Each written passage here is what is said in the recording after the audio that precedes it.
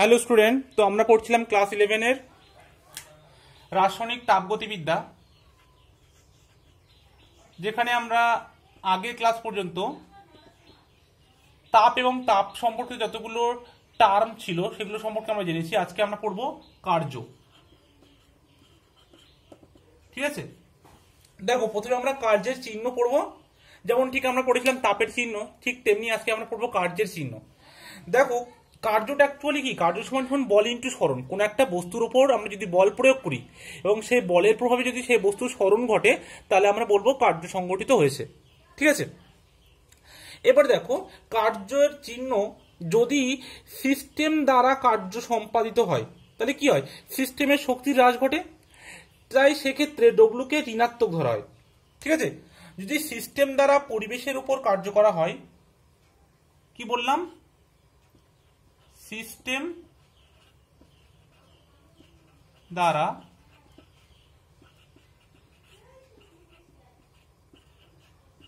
পরিবেশের উপর যদি কার্য করা হয় তাহলে কি হবে, সিস্টেমের শক্তির হ্রাস ঘটবে, তাই তো। তাহলে সেক্ষেত্রে যে কার্যটা হবে সে কার্যটা হবে নেগেটিভ।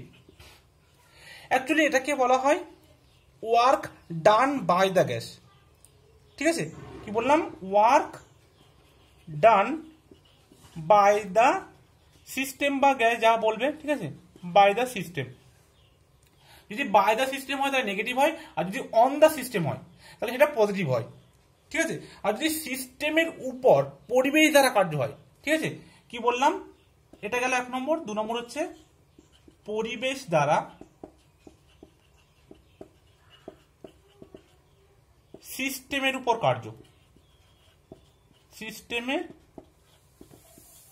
উপর কার্য, তাহলে সেক্ষেত্রে কি হয়, সিস্টেমের এনার্জি বৃদ্ধি পায় বা সিস্টেমের শক্তিটা বৃদ্ধি পায়। ঠিক আছে, তাহলে সেক্ষেত্রে ডব্লুকে আমরা ধরবো পজিটিভ। এটা হচ্ছে work done on the gas বা অন দ্য সিস্টেম। ঠিক আছে, যদি অন দ্য সিস্টেম হয় সেক্ষেত্রে আমরা ডব্লুটাকে পজিটিভ ধরবো, যদি বাই দ্য সিস্টেম হয় তাহলে সেটাকে নেগেটিভ ধরবো। ঠিক আছে, এবার আমরা তো জানি সিস্টেম কি বা সারাউন্ডিংস কি, সেগুলো তো আমরা আর বলছি না। ঠিক আছে, সেই জন্য ওগুলো আগে আলোচনা করেছি। তো কখন ডব্লু নেগেটিভ হবে কখন পজিটিভ হবে বোঝা গেল। যদি সিস্টেম দ্বারা পরিবেশের উপর কার্য করা হয় তাহলে পরিবেশ মানে সিস্টেমের শক্তি হ্রাস পায়, সেক্ষেত্রে ডব্লুটা নেগেটিভ হবে। আর যদি পরিবেশ দ্বারা সিস্টেমের উপর কার্য হয় তাহলে সিস্টেমের শক্তি বৃদ্ধি হবে, তাই ডব্লুটা সেখানে পজিটিভ হবে। বোঝা গেল। এবার আমরা আসবো ওয়ার্কের ফর্মুলা।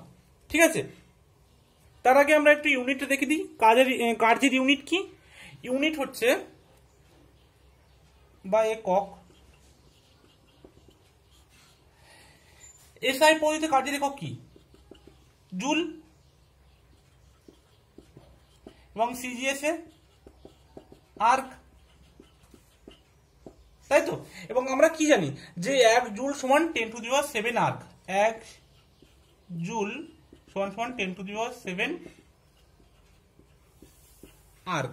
বোঝা গেল, এটা একটু মনে রাখবে ইউনিটটা। এবার আমরা আসছি যে প্রেসার ভলিউম ওয়ার্ক বা চাপ আয়তনিক যে কার্য, সেই তার সমীকরণ বার করব। ঠিক আছে, তো সবাই হেডিং দাও, চাপ আয়তনিক কার্য।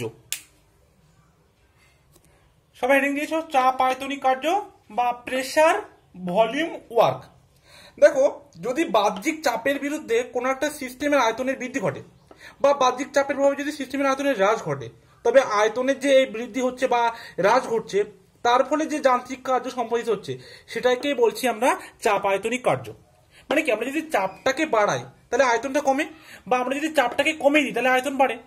এই যে আয়তনের কম বা বৃদ্ধি যেটা হচ্ছে তার ফলে যে কার্যটা সম্পাদিত হচ্ছে সেটাই কিন্তু চাপ আয়তনিক কার্য।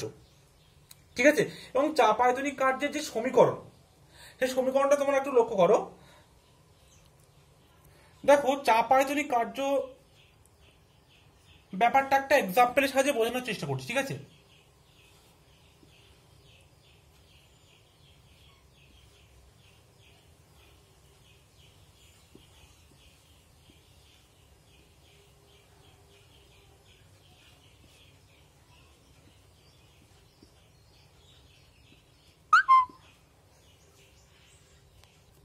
সাপোজ ধরো আমরা একটা সিলিন্ডার নিয়েছি, যে সিলিন্ডারে কিছু গ্যাস আছে এবং এগুলো সেই গ্যাসের মলিকিউল, এবং যেখানে যে বাহ্যিক চাপ পি এক্সটার্নাল, ঠিক আছে, পি এক্সটার্নাল মানে হচ্ছে বাহ্যিক চাপ, ঠিক আছে, এক্সটার্নাল প্রেসার, এবং গ্যাসের কিছু চাপ আছে, এবং গ্যাসের চাপটার থেকে বাহ্যিক চাপ, ধরো এটা ধরো গ্যাসের চাপ ধরো পি ধরলাম, যেখানে হচ্ছে পি এক্সটার্নালটা লেস দ্যান পি, মানে বাহ্যিক চাপটা কম আর গ্যাসের যে চাপটা সেটা বেশি। সাপোজ ধরো এখানে কোনো একটা কক দ্বারা আটকানো আছে, আমি সেই ককটা যদি সরিয়ে নিই, যদি এটা সরিয়ে নিই তাহলে কি হবে, যেহেতু গ্যাসের চাপটা বেশি, তাহলে এই সরিয়ে নেবো, তাহলে কি হবে, এর কিছুটা এক্সপ্যানশন হবে, কিছুটা সম্প্রসারণ হবে, এবং কতটা সম্প্রসারণ হবে দেখো, এতটা পরিমাণে সম্প্রসারণ হলো। এবং এই যে পিস্টনটা নিয়েছিলাম, এই পিস্টনটার যে প্রস্থচ্ছেদ, তার প্রস্থচ্ছেদ সাপোজ ধরো এ, এবং সরণটা ঘটলো ডিএক্স, তাহলে টোটাল টোটাল কতটা সরণ ঘটলো, সরণটা ঘটলো টোটাল হচ্ছে এ ডিএক্স পরিমাণ, এ ইন্টু ডিএক্স। এবং আয়তনে বৃদ্ধি কত, আয়তনে বৃদ্ধি হলো ধরো সাপোজ এই সরণের জন্য অল্প কিছুটা সরণ হয়েছে, সে অল্প সরণের জন্য দেখাচ্ছে আয়তনের পরিমাণও খুব অল্প হলো, সেটাকে আমরা ডিবি দ্বারা প্রকাশ করতে পারি, ঠিক আছে।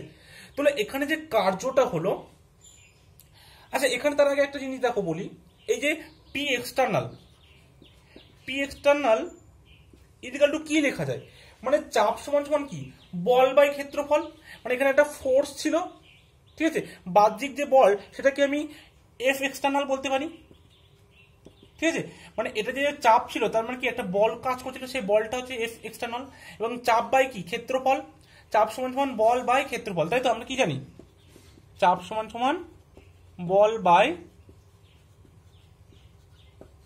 ক্ষেত্রফল। তাহলে এফ এক্সটার্নাল আর ক্ষেত্রফলটা কত ছিল পিস্টনের এ, তাহলে আমরা কি লিখতে পারি, বল সমান সমান পি এক্সটার্নাল ইন্টু এ, আবার পি এক্সটার্নাল ইন্টু এ মানে কি, এবার দেখো তাহলে ফোর্স সমান সমান পি এক্সটার্নাল ইন্টু এ। এবার এখানে আমরা যে কার্যটা বার করতে যাই, কার্য সমান সমান কি, কার্য সমান সমান বল ইন্টু সরণ, মানে ফোর্স ইন্টু ডিসপ্লেসমেন্ট, ঠিক আছে, ডিসপ্লেসমেন্ট কত হয়েছে এ ইন্টু ডিএক্স, তাই তো, ফোর্স ইন্টু ডিসপ্লেসমেন্ট। এবার ফোর্সটা কত হয়েছে, ফোর্সটা হচ্ছে তোমার পি এক্সটার্নাল, ঠিক আছে, আর ডিসপ্লেসমেন্ট এ ইন্টু ডিএক্স। এবার এ ইন্টু ডিএক্স, এ ইন্টু ডিএক্স মানে কত, এটা আবার ডিভি, মানে এটাই হচ্ছে তোমার আয়তনের পরিবর্তন পি এক্সটার্নাল, আর এ ইন্টু ডিএক্স মানে এটা হচ্ছে ডিভি। তাহলে ডব্লিউ সমান সমান কি হবে, minus P external into dV, বুঝে গেল। আচ্ছা এটা আমি উপরে লিখছি,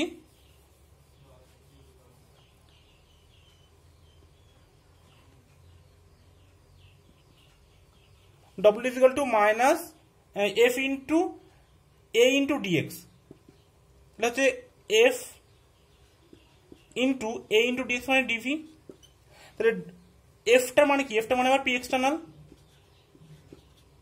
ইন্টু ডিভি, তাহলে W is equal to minus P external into dV. দেখো এটা আর একবার বলে দিচ্ছি আমি, ঠিক আছে। আচ্ছা এখানে একটা মাইনাস হবে, এবং এটা সব এক্সটার্নাল ফোর্স, ঠিক আছে, ই এক্স মানে এক্সটার্নাল ফোর্স। দেখো যে চাপ ছিল, চাপ সমান সমান বল বাই ক্ষেত্রফল, এখানে আমরা বলটা বের করে নিয়েছি এফ এক্সটার্নাল সমান পি এক্সটার্নাল ইন্টু এ, ঠিক আছে। এবার সরণটা কত করেছে, এই সরণটা ডিএক্স, তাহলে টোটাল যে সরণ হচ্ছে সেই টোটাল সরণটা কত এ ইন্টু ডিএক্স, আবার এ ইন্টু ডিএক্স যত পরিমাণে সরণটা ঘটেছে ততটাই আয়তনের বৃদ্ধি ঘটেছে। তাহলে আয়তনের বৃদ্ধি কতটা ঘটলো, এই অল্প পরিমাণ সরণের জন্য আমরা দেখাচ্ছি অল্প পরিমাণে আয়তনের প্রসারণ ঘটেছে, সেটা যদি আমরা ধরেছি ডিভি পরিমাণ, সেই ডিভি পরিমাণের জন্য দেখো যে কার্যটা নির্ণয় করেছি, কার্য সমান সমান বল ইন্টু সরণ, আর এফ এক্সটার্নাল সমান পি এক্সটার্নাল ইন্টু এ, আর সরণ ঘটেছিল তোমার ডিএক্স পরিমাণ, আবার এ ইন্টু ডিএক্স মানে ডিভি, তাহলে এফ ই এক্স মানে কি আবার পি এক্সটার্নাল, তাহলে minus P external into dV. দেখো এখানে মাইনাস চিহ্নটা কেন বসছে, মাইনাস চিহ্ন এই জন্য বসছে, দেখো এখানে যেহেতু গ্যাসের সম্প্রসারণ হচ্ছে, মানে কি এই যে সিস্টেমটা ছিল বা যে গ্যাসটা ছিল সেটা পরিবেশের উপর কার্য করছে, এই যে পরিবেশের যে বাহ্যিক প্রেসার পিএক্স ছিল তার বিরুদ্ধে কাজ করছে, ঠিক আছে, মানে গ্যাসের যখন প্রসারণ হবে তখন গ্যাস পরিবেশের উপর কার্য করবে, ফলে গ্যাসের যে এনার্জি ছিল সেটা একটু কমবে, ঠিক আছে, যার ফলে কি হবে এই ওয়ার্ক ডানটা নেগেটিভ হবে, ঠিক আছে, বোঝা যাচ্ছে সবার? ওয়ার্ক ডানটা কি হবে? নেগেটিভ হবে। তাহলে এটা মুছে দিলাম। তাহলে আমরা কি বললাম, যদি এক্সপ্যানশন হয় কোনো একটা গ্যাসের, ধরো কোনো গ্যাসের যদি সম্প্রসারণ হয় তাহলে তার আয়তনটা কি হয়? তার আয়তনটা বাড়ে। আর আয়তন যদি বেড়ে যায় মানে ডেল ভি, এটা হচ্ছে পজিটিভ, কিন্তু আয়তন যদি বেড়ে যায় তাহলে কি হয়? গ্যাসটা পরিবেশের উপর কার্য করে, সেই জন্য ওয়ার্কটা হয়ে যায় নেগেটিভ। আর যদি সংকোচন হয় কোনো গ্যাসের, সংকোচন বা কম্প্রেশন যেটাকে বলি, সম্প্রসারণ মানে এক্সপ্যানশন আর সংকোচন মানে কম্প্রেশন। বুঝতে গেল? এই টার্মগুলো একটু জেনে রাখবে। কম্প্রেশন, এবার দেখো কম্প্রেশনের ক্ষেত্রে কি হয়? ডেল্টা ভি এটা নেগেটিভ হয়। কম্প্রেশন সংকোচন মানে কি? আয়তন কমে, যেটা প্রথমে ছিল তার থেকে কমবে, তার মানে ডেল্টা ভিটা নেগেটিভ হবে। আর ওয়ার্ক ডানটা তখন কি হবে? পজিটিভ, কারণ সেক্ষেত্রে কি করছে? পরিবেশটা সিস্টেমের উপর কার্য করছে, আর সিস্টেমের উপর কার্য করার জন্য কি হয়? সিস্টেমের এনার্জি বৃদ্ধি পাচ্ছে, সেই জন্য ওয়ার্ক ডানটা পজিটিভ হবে। বুঝে গেল? তাহলে আমরা কার্যের কি সমীকরণ পেলাম? কার্যের যে সমীকরণটা পেলাম, W is equal to minus P external into dV. ঠিক আছে? বা এটাকে অনেক সময় দেখবে P W is equal to minus P external del V লেখা থাকতে পারে। ঠিক আছে? আমি বলেছি তোমাদের ডিভি কখন হবে, ডেল ভি কখন হবে। ঠিক আছে? এটা মনে রাখবে। তো যে কোনো একটা লিখে দিলে হবে। সেটা দেখতে হবে যে তোমাদের কখন মানে ক্ষুদ্র বা কখনো একটা বৃহৎ চেঞ্জ হচ্ছে, সেটা ক্ষেত্রে তোমার ডিভি বা ডেল ভিটা ডিপেন্ড করবে। ঠিক আছে? তো এটা মনে রাখবে ইকুয়েশনটা দুটোই। এবার আমরা আসছি, এবার আমরা বিভিন্ন থার্মোডাইনামিক প্রসেসের ক্ষেত্রে কিভাবে কার্যর ইকুয়েশন বা ফর্মুলাগুলো লিখতে পারি সেটাগুলো দেখো। দেখো যদি আইসোকোরিক প্রসেস হয়, আইসোকোরিক প্রসেসের ক্ষেত্রে কি হয়? যে ভলিউমটা, ঠিক আছে, ভলিউম কনস্ট্যান্ট থাকে। তাহলে ফর আইসোকোরিক প্রসেস,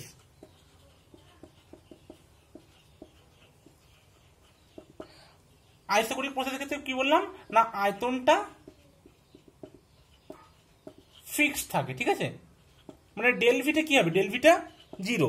তো সেক্ষেত্রে ওয়ার্ক ডান কি লিখেছিলাম? Minus P external into del V বা ডিভি। তো ডেল ভি লিখলাম। তাহলে ডেল ভিটা যদি জিরো হয়ে যায় তাহলে ওয়ার্ক ডানটা হয়ে যাবে জিরো।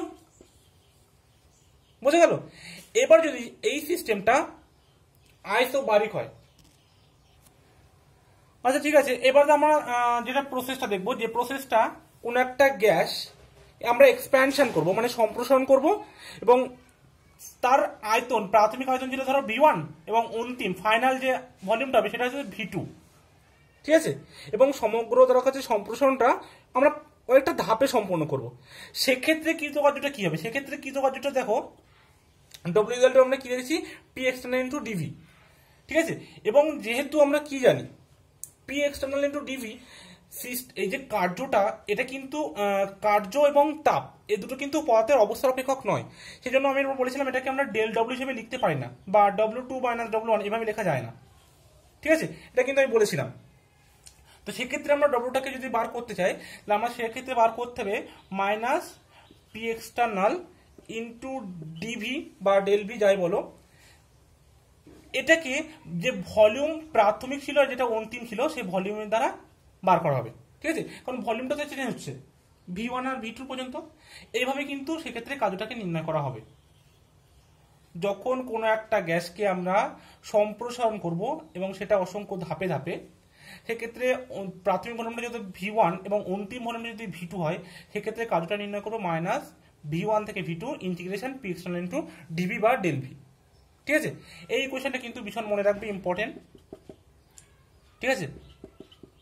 এটা কিন্তু সমস্ত তোমার থার্মোডাইনামিক প্রসেসের ক্ষেত্রে এই ইকুয়েশনটা খাটবে। ঠিক আছে? এবার আমরা আসবো আইসোথার্মাল এক্সপানশনের ক্ষেত্রে। আইসোথার্মাল মানে কি? সেখানে দেখা যাচ্ছে তোমার টেম্পারেচার কিন্তু কনস্ট্যান্ট থাকবে। সেক্ষেত্রে কি দেখবো আমরা? ঠিক আছে? এবার আইসোথার্মালটা আবার দুটো হতে পারে, একটা রিভার্সিবল একটা ইরিভার্সিবল। তো আমরা পড়বো প্রথমে আইসোথার্মাল রিভার্সিবল এক্সপানশন। ঠিক আছে? এবং এটা কি হবে? আইডিয়াল গ্যাসের জন্য। ঠিক আছে? তাহলে আমরা করবো কি আদর্শ গ্যাসের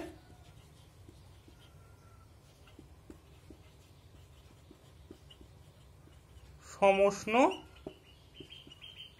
পরাবর্ত সম্প্রসারণ। ঠিক আছে, এখান থেকে আমরা ডব্লিউ মানটা বার করবো এবং আদর্শ গ্যাসটা এন মোল আদর্শ গ্যাসের ক্ষেত্রে। ঠিক আছে, তো দেখো আমরা ধরো আগের মতো যদি এরকম দুটো সিলিন্ডার নিলাম,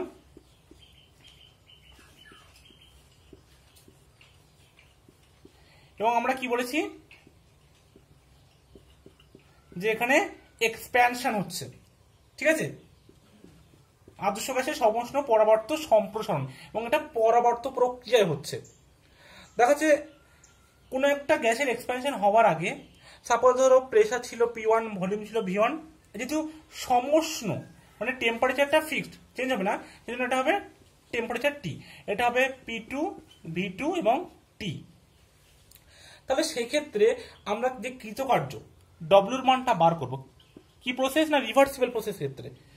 একটু আগে আমরা কি দেখলাম, মাইনাস V1 থেকে V2 P external into DV বা ডেল ভি। ঠিক আছে, তো P external into DV.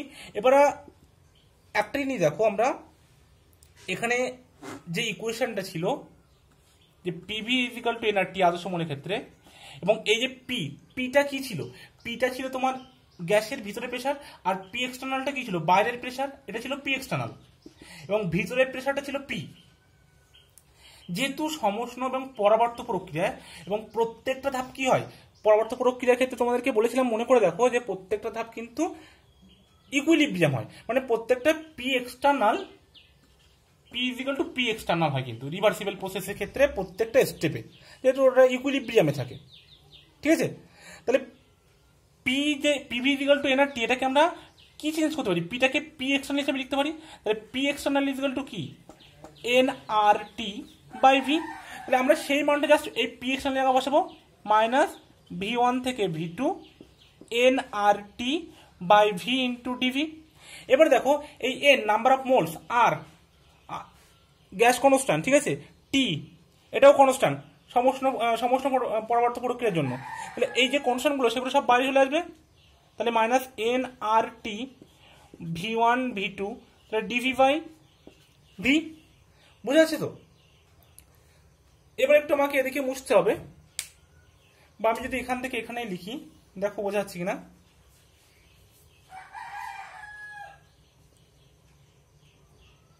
Is equal to কি লিখবো, W reversible equal to minus NRT ln V2 by V1। ঠিক আছে, minus NRT ln V2 by V1। এই এলএন থেকে এবার আমরা যদি লগ করতে চাই তাহলে কি করতে হয়, 2.3033 দিয়ে মাল্টিপ্লাই করতে হয়। ঠিক আছে, minus 2.303 NRT log 10 base V2 by V1। বুঝে গেল? আমি উপরেগুলো একটু মুছে দিচ্ছি।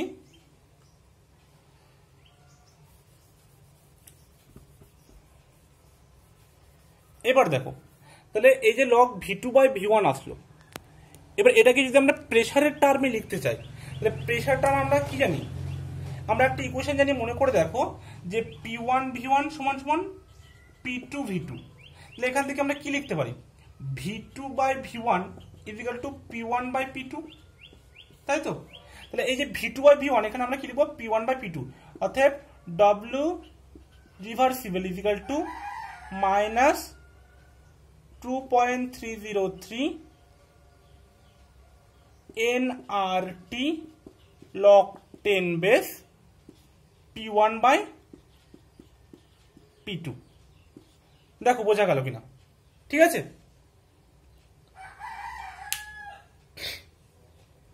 তাহলে এই হচ্ছে তোমার আদর্শ গ্যাসের সমষ্ণ পরাবর্ত সম্প্রসারণের ক্ষেত্রে ওয়ার্কের formula, minus 2.303 NRT log 10 base P1 by P2।